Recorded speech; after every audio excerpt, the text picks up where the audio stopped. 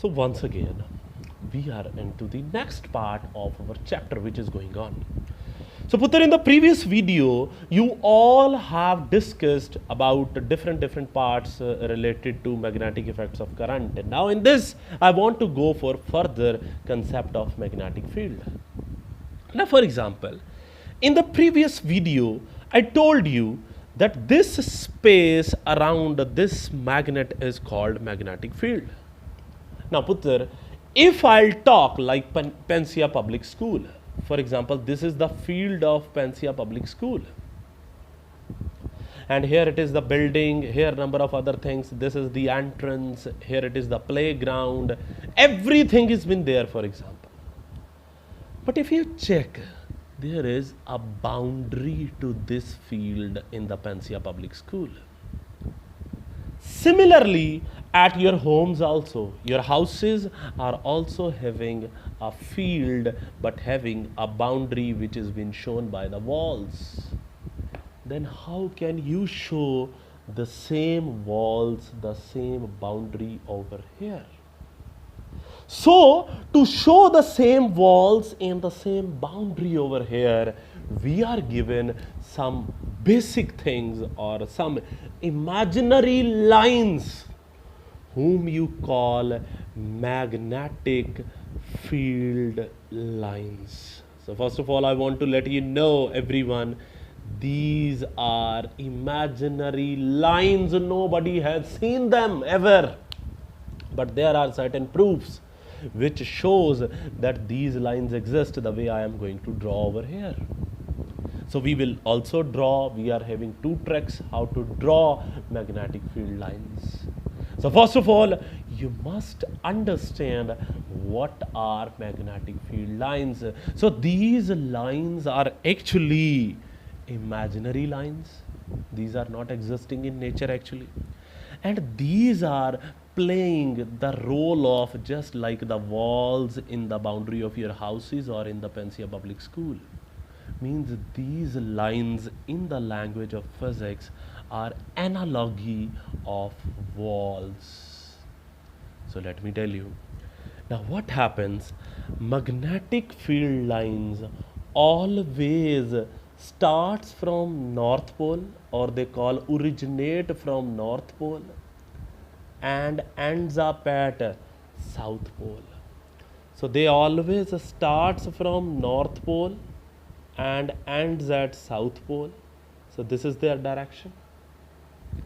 They originate from North Pole, ends at South Pole, outside the magnet, and inside the magnet they are from south to north. So they are forming closed loops.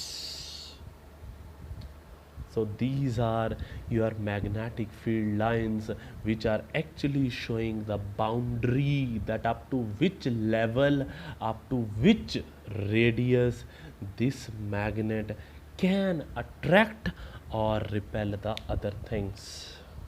Now one thing, how can we find the direction of these magnetic field lines? So for finding the direction of magnetic field lines, you are using an hypothetical North Pole. I have taken this in the previous video, hypothetical North Pole. Now very simple. Putter, you understand this North Pole will repel this and this South Pole will attract this. So North Pole will move in this direction only. Now try to grab it. Now bacha, this is a kind of a chapter which you people will not be able to understand even if you read the chapter for 5 to 7 times without any guidance from any senior teacher or from anyone. So now try to remember it. This North Pole will always moves in the direction of magnetic field lines, or always moves in the direction of magnetic field. So can we use this North Pole for finding the direction of magnetic field at any place?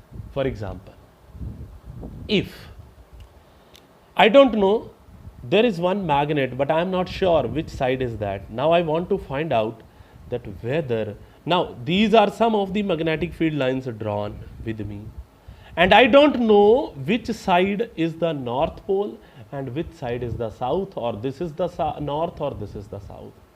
So to check the direction of magnetic field or magnetic field lines, I'll be placing one hypothetical north pole over here.